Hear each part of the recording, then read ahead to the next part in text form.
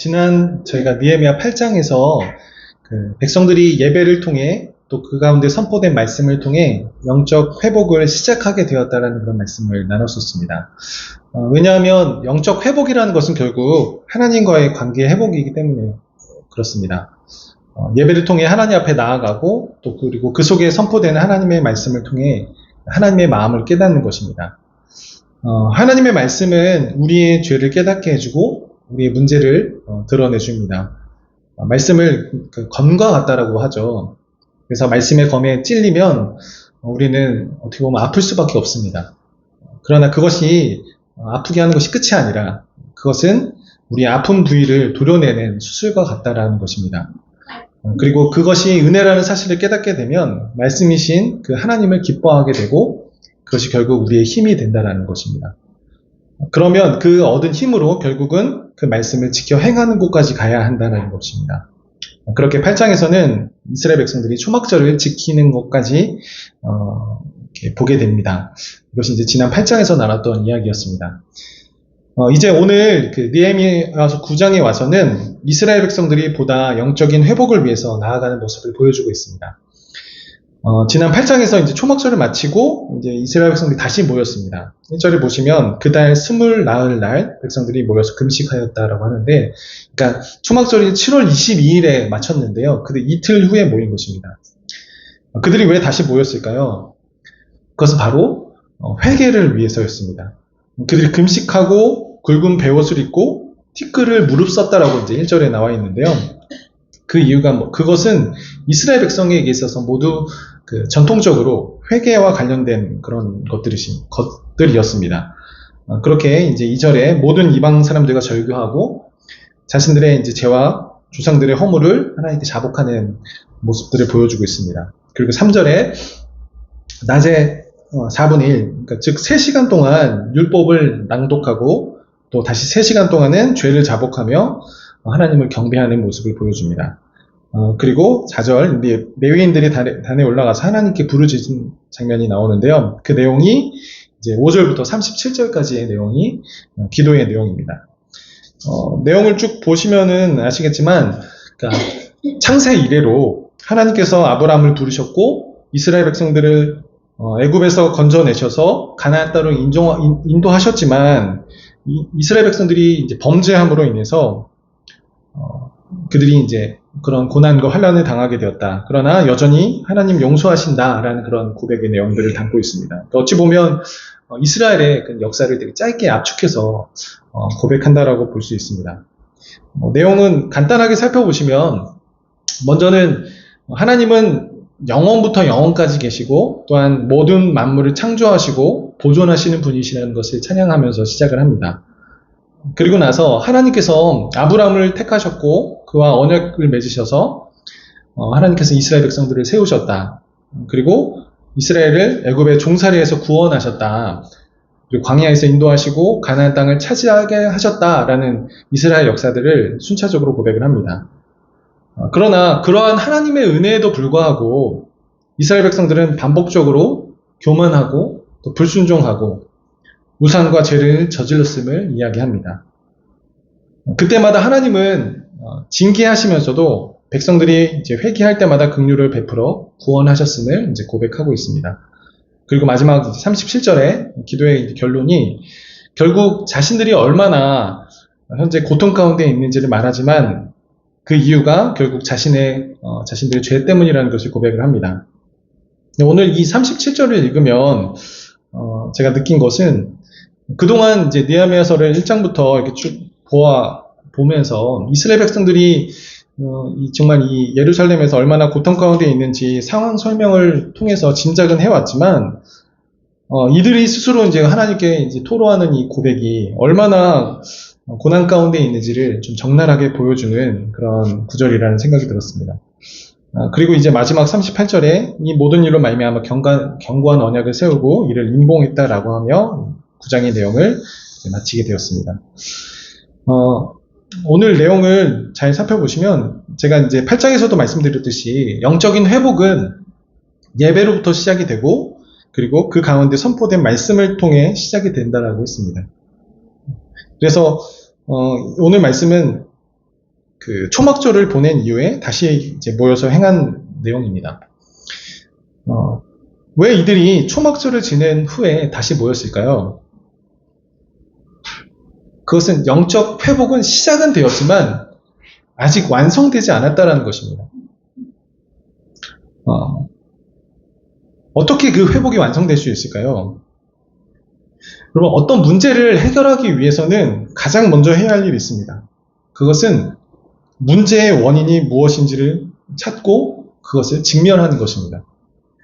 이스라엘 백성들의 문제의 원인이 말씀을 통해서 찾았습니다. 그것은 바로 죄의 문제였습니다. 8장에서 말씀을 통해 자신들의 죄를 발견했습니다. 그것이 단순히 자신들의 개인적인 죄를 넘어서 무엇을 보게 된 것이냐면 이스라엘이 그동안 왜 멸망했고 자신들은 왜 포로로 끌려갔는지, 오늘 이 본문에서 기도로 고백하고 있듯이 그들이 그 이유가 너무나 분명하게 말씀을 통해 드러났다는 것입니다. 끝없이 베풀어 주시고 인내해 주시는 하나님의 은혜가 있었음에도 불구하고 그에 반한 철저한 조상들의 죄 때문이었습니다. 이들이 말씀을 듣기 전에는 이스라엘 백성들이 이스라엘이 망하고 자신들이 포로로 끌려갔던 것이 단순히 이스라엘이 약해서 혹은 다른 나라들이 강해서라고 생각했을 수 있었습니다. 그런데 말씀을 들으니까 명확하게 드러난 것은 정말 이토록 조상들의 죄가 컸다라는 것입니다. 그리고 그 가운데 여전히 하나님의 뜻을 지키지 않고 있는 자신들의 죄악을 본 것입니다.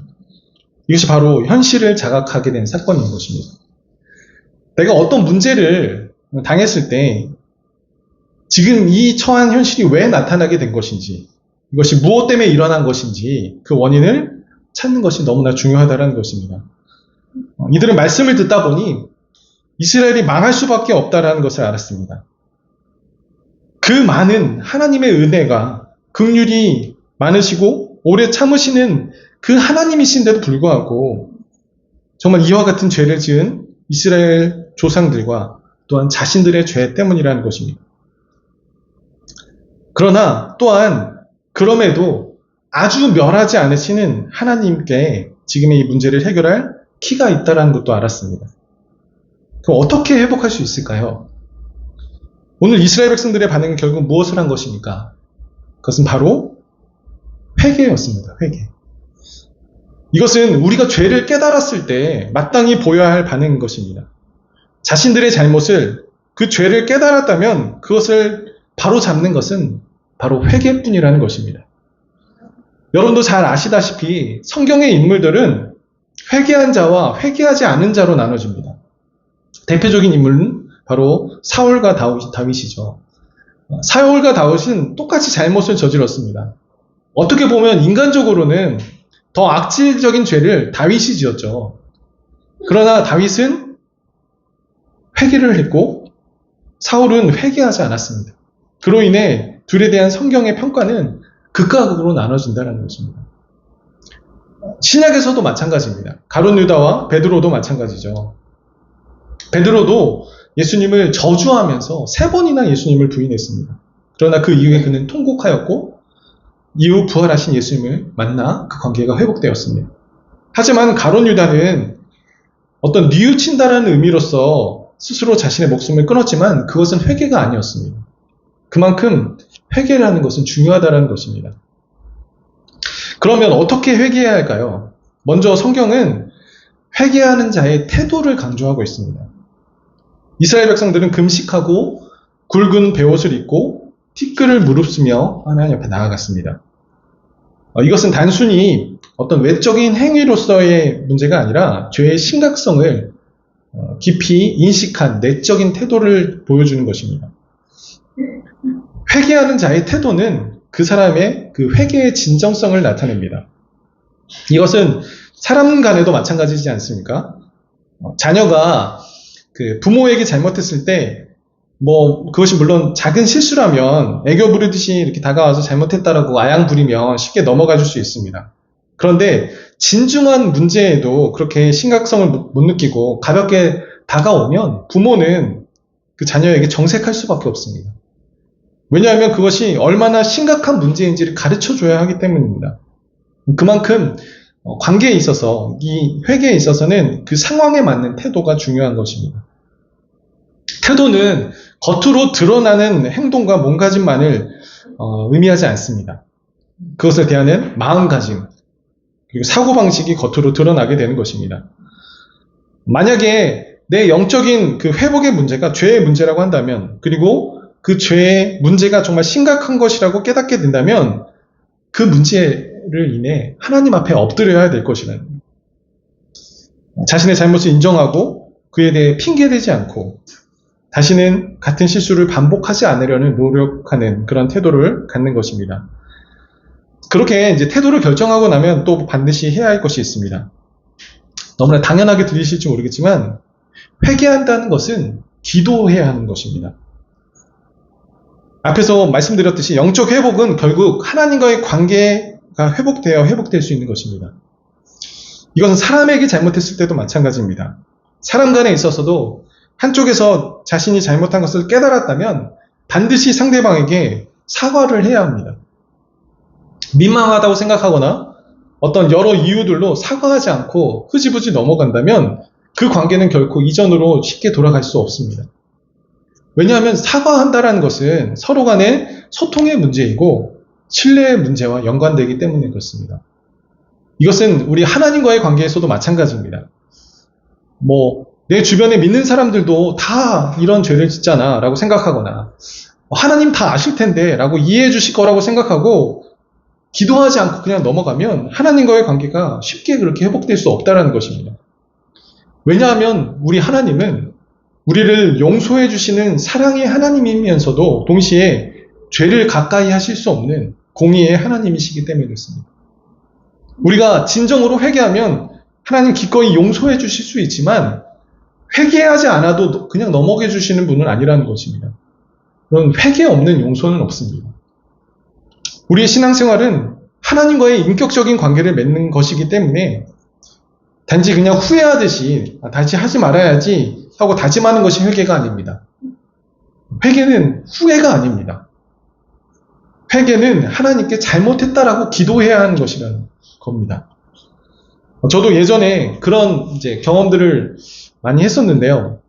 아마 여러분들 중에 회개의 좌절이라는 것을 경험해 보신 적이 있을지 모르겠습니다. 우리가 죄를 짓고 나서 회개하면서 다시 죄를 짓지 않겠다라고 분명히 다짐하며 기도했는데 왜 우리가 똑같은 죄를 반복하는 그런 경험들, 회개의 좌절을 아마도 경험해 보셨으리라 생각합니다. 왜 우리는 회개를 해도 오늘 본문에 이스라엘 백성들이 기도해준 그런 그들의 삶처럼 계속해서 우리는 죄를 반복하고 그것을 끊어내지 못할까요? 저는 그것이 하나님과의 인격적인 그 관계 안에서 하나님 우리와 늘 함께 하신다는 것을 인지하지 못하고 있기 때문이라고 생각합니다. 여러분, 우리가 사람에게 큰 잘못을 했다고 생각해 봅시다. 그래서 그것에 대해서 내가 깊이 반성하고 그에게 가서 사과를 하고 관계를 회복한다고 생각해 보십시오. 그러면 그 사람에게 같은 실수를 과연 반복하기가 쉬울까요? 어떤 큰 실수에 대해서는 우리가 그 사람에게 미안해서라도 그것이 우리의 각인이 되어서 같은 큰 실수를 반복하는 것은 인격적인 관계 안에서는 결코 쉽지 않다라는 것입니다. 근데 우리가 회개해도 그 죄의 문제가 계속 반복되는 이유가 무엇이냐면 하나님 늘 우리와 함께 하시는, 실제 하시는 우리와 인격적인 관계를 맺으시는 분이라는 것을 우리가 인식하지 못하기 때문이라는 것입니다. 우리 회개는 바로 하나님께 인격적인 관계 안에서 기도로 주님 앞에 회개해야 한다라는 것입니다. 그런데 만약 그럼에도 불구하고 죄를 반복하는 우리의 자신을 발견한다면 우리가 어떻게 해야 할까요? 우리는 흔히 이런 고백들을 많이 합니다. 우리 마음은 원이로되 우리 육신이 약합니다. 라고 둘러댑니다. 이에 대해서 예전에 그 박영선 목사님이라는 분이 이렇게 설교 시간에 예화를 하신 적이 있습니다. 우리가 잘 아는 그 조선시대에 유명한 두 어른인 오성과 한음이 서당을 다녔을 때 일이라고 합니다. 같은 이제 서당에 공부하는 칠성이라는 학우가 있었는데요. 나이는 이 두 사람보다 훨씬 많았는데 이제 노는데 정신이 팔려서 공부를 못했다라고 합니다. 근데 어떤 특별한 계기가 있어서 마음을 이제 다잡고 공부를 하려는데 이제 나이가 먹고 하니까 공부가 잘 안 되죠. 그래서 어느 날 이 칠성이 오성에게 이렇게 물었다고 합니다. 어떻게 하면 공부를 잘할 수 있냐라고 하니까 오성이 뭐라고 했냐면 깨진 독에 물을 한번 부어보라고 했답니다. 칠성이 화를 내면서 아니 깨진 독에 어떻게 물을 채우냐 다 샜는데 이렇게 이제 하니까 옆에 있던 한음이 이렇게 거들었답니다. 글쎄 한번 해보고 나서 화를 내라 라고 이렇게 했다라는 겁니다. 그래서 이 칠성이 투덜투덜 가면서 아, 요 녀석이 공부 잘한답시고 나를 놀리냐? 라고 생각했는데 어쨌든 너무나 진지하게 한 답변이라서 한번 집에 가서 해봤다랍니다. 근데 다음날 회색이 만연해서 이제 와서 뭐라고 했냐면 아, 내가 절반쯤 채웠어. 오늘은 다 채워볼 거야. 이렇게 얘기를 했다는 겁니다. 어떻게 그게 가능했을까요? 새는 것보다 더 많이 부었기 때문에 가능했다는 것입니다. 여러분, 우리는 자녀들도 그렇지 않습니까? 자녀들이 이래서 안 돼, 저래서 안 되라고 하면 뭐라고 합니까? 핑계대지 마 이러지 않습니까? 우리도 하나님 앞에 마찬가지예요. 죄를 못 끊겠어요 라고 하지만 결국은 잘 보면 우리의 핑계일 수 있다는 것입니다. 여러분, 죄를 반복하지 않으라고 정말 한번 노력해 보십시오. 하루아침엔 안 될 수 있지만 우리가 포기하지 않고 방법을 찾고 노력하다 보면 반드시 그 죄는 끊어질 수밖에 없습니다. 왜냐하면 예수님이 우리와 함께 하시기 때문입니다. 모든 죄를 이기신 그분이 우리의 하나님이 되시기 때문입니다. 문제는 무엇이냐면 그걸 해결하려는 우리의 마음이 진짜 있냐라는 것입니다. 오늘 본문에서 이스라엘 백성들은 언약을 갱신하고 임봉하였습니다. 우리 말로 하면 계약서에 도장 찍었다라는 말입니다. 그 언약의 내용은 이제 다음 10장에 나옵니다. 우리가 하나님의 계명과 유례를 지키겠습니다. 우리의 딸을 이 땅의 백성에게 주지 않고 아들들을 위해서 그 땅에 딸들을 데려오지 않겠습니다. 이런 이제 내용들을 담고 있습니다. 이들이 왜 언약을 갱신하고 임봉했을까요? 이것이 무엇을 의미할까요? 이것은 내가 다시는 죄를 반복하지 않고 하나님 뜻대로 살겠다라는 결단을 그 의지를 담아서 표현한 것입니다. 여러분, 회개는 단순히 잘못했어요 라고 말하는 것이 다가 아니라 나의 삶의 방향을 하나님께로 돌이키는 것입니다. 회개에도 내가 죄를 반복하고 있다면 어떻게 그 죄를 끊어낼 수 있는지 고민하고 그리고 끊어낼 때까지 포기하지 않으면 반드시 이루어진다는 것입니다. 우리가 그럴 수 있는 이유는 우리가 믿는 우리의 하나님은 은혜로우시고 우리를 불쌍히 여기시는 하나님이시기 때문에 그렇습니다.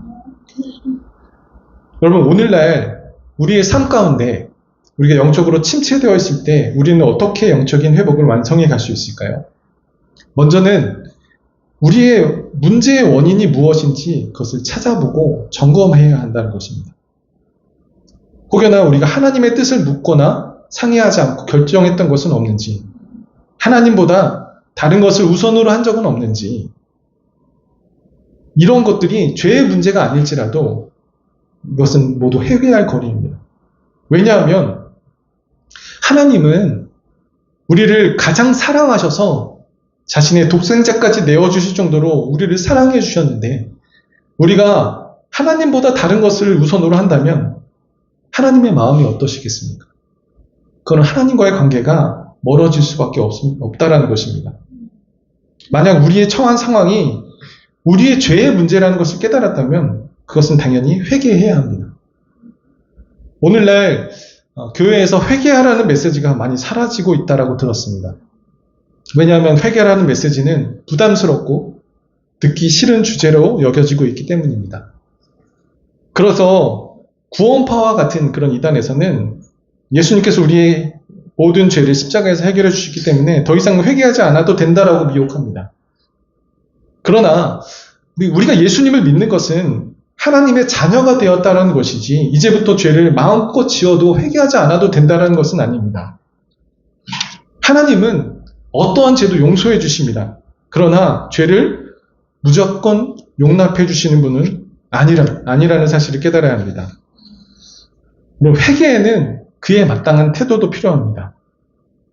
죄의 문제 앞에 당당하지 않았으면 좋겠습니다.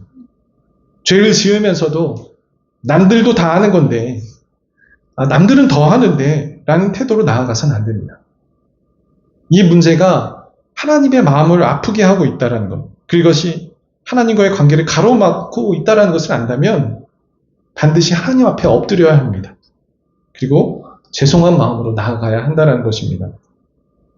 물론 회개하라는 말씀을 들었다고 해서 그럼 회개하면 되지라고 그렇게 누군가에게는 생각처럼 쉬울 수도 있지만 어떤 누군가에게는 참 쉽지 않은 문제일 수도 있습니다. 저도 가끔 아내하고 다투다 보면 미안하다라는 말이 입 밖으로 나오는 것이 쉽지 않다는 것을 느끼게 됩니다. 저도 모르게 제 아내 저보다는 아내가 또 잘못한 것 같고 그래서 먼저 이렇게 미안하다는 말을 하면 자존심이 상하는 그런 기분을 느끼게 됩니다.